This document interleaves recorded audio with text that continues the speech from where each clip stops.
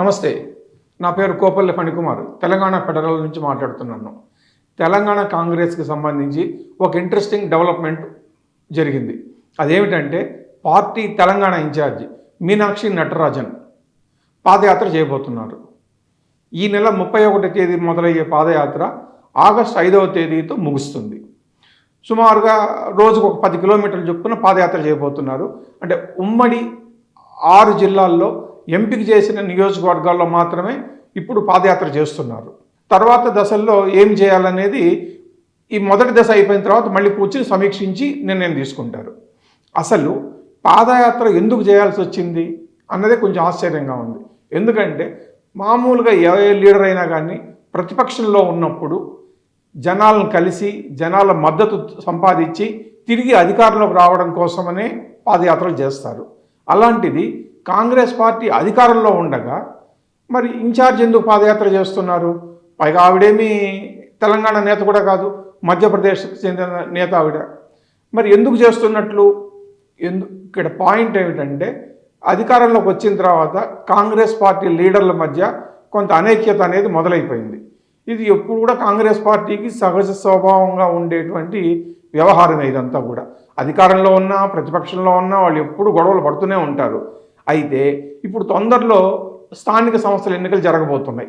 Sarpanch, MPTC, ZPTC ఎన్నికలు జరగబోతున్నాయి. ఆ తర్వాత జీహెచ్ఎంసీ ఎన్నికలు జరుగుతాయి.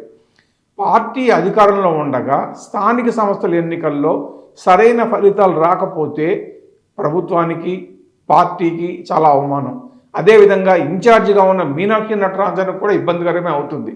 ఎందుకంటే 2018 నుంచి 23 వరకు పార్టీ అధికారంలో ఉన్నప్పుడు మొదట ఇన్ఛార్జిగా మాణిక్యం ఠాకూర్ ఉన్నారు. ఆ తర్వాత ఠాక్రే కూడా ఉన్నారు, మాణిక్రావు ఠాక్రే. మూడవ ఇన్ఛార్జిగా దీపాదాస్ మున్షి పనిచేశారు. ప్రతిపక్షంలో ఉన్నప్పుడు ఈ ముగ్గురు పనిచేసి అధికారంలోకి వచ్చిన తర్వాత దీపాదాస్ మున్షిని పక్కన పెట్టి మీనాక్షి నటరాజన్ ఇన్ఛార్జిగా వేశారు. మరి అధికారంలో ఉన్నటువంటి పార్టీకి స్థానిక సంస్థల ఎన్నికల్లో సరైన ఫలితాలు రాకపోతే ఎట్లా? మామూలుగా అయితే స్వీప్ చేసేయాలి. అయినా సరే ఆశించిన ఫలితాలు రాకపోతే ఆ దెబ్బ మీనాక్షి నటరాజన్ మీద పడుతుంది.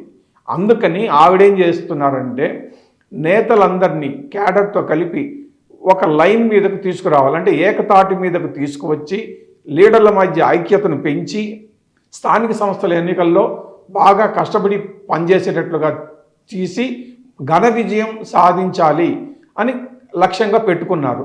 అందుకనే పాదయాత్ర చేయబోతున్నారు. ఈ పాదయాత్ర కోసమని ఒక 5గురు, అంటే 2 ఎమ్మెల్యేలు, ఎమ్మెల్సీ, సీనియర్ లీడర్లతో ఒక 6 మందితో సమన్వయ కమిటీ కూడా వేశారు. ఆవిడతో పాటు పిసిసి అధ్యక్షుడు బొమ్మ మహేష్ కుమార్ గౌడ్ కూడా పాల్గొంటారు. ఈ పాదయాత్ర అనేది రేవంత్, ఏఐసిసి అగ్రనేతలు అందరితో కలిసి చర్చించిన తర్వాతే మీనాక్షి నటరాజన్ నిర్ణయం తీసుకున్నారు. సో ఈ మీనాక్షి నటరాజను పాదయాత్రకి ఒక మూల కారణం ఏంటంటే కాంగ్రెస్ పార్టీ ఏఐసిసి స్థాయిలో, జాతీయ స్థాయిలో ఒక పాయింట్ ఒకటి అవలంబిస్తోంది. అదేమిటంటే జై బాపు, జై భీమ్, జై సంవిధాన్. ఈ 3 పాయింట్ల ఆధారంగానే కాంగ్రెస్ పార్టీ తన వ్యవహారాలన్నింటినీ కొంతకాలంగా నడుపుతోంది. ఇదేమిటంటే సామాన్య జనాల్లో పార్టీ అగ్రనేతలు కలిసిపోవటం, పాదయాత్రల ద్వారా వాళ్ళ కష్టసుఖాలు పాలు పంచుకోవటం, తెలుసుకోవటం, అధికారంలోకి వచ్చిన తర్వాత సమస్యల పరిష్కారానికి పూనుకోవటం.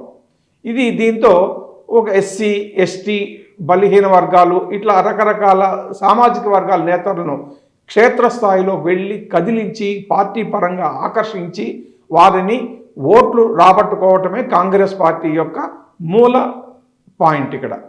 సో దానికి అనుగుణంగానే దేశంలోని అనేక రాష్ట్రాల్లో ఇన్ఛార్జీలు, పిసిసి ప్రెసిడెంట్లు అందరూ పాదయాత్రలు, రకరకాల కార్యక్రమాలతో జనాల్లోకి వెళ్తున్నారు. ఇక్కడ ఏమిటంటే రేవంత్ అయినా, భట్టి విక్రమార్క అయినా కాంగ్రెస్ పార్టీ ప్రతిపక్షంలో ఉన్నప్పుడు పాదయాత్రలు చేశారు. అలాగే ఉత్తమ్ కుమార్ రెడ్డి బస్సు యాత్ర చేశాడు. సో ఇప్పుడు ఇక మిగిలింది ఏమిటి? ఇప్పుడు రేవంత్ రెడ్డి అధికారంలో ఉండగా పాదయాత్ర చేయలేరు, భట్టి కూడా సాధ్యం కాదు, ఉత్తమ్కు సాధ్యం కాదు. మరి అప్పుడు ఏం చేయాలి?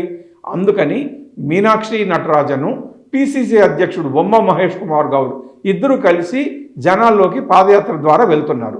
మరి వీళ్ళ రెస్పాన్స్ ఎలా ఉంటుంది, రాబోయే స్థానిక సంస్థల ఎన్నికల్లో దీని ప్రభావం ఎలా ఉంటుంది అనేది మనం చూడాలి. Thank you.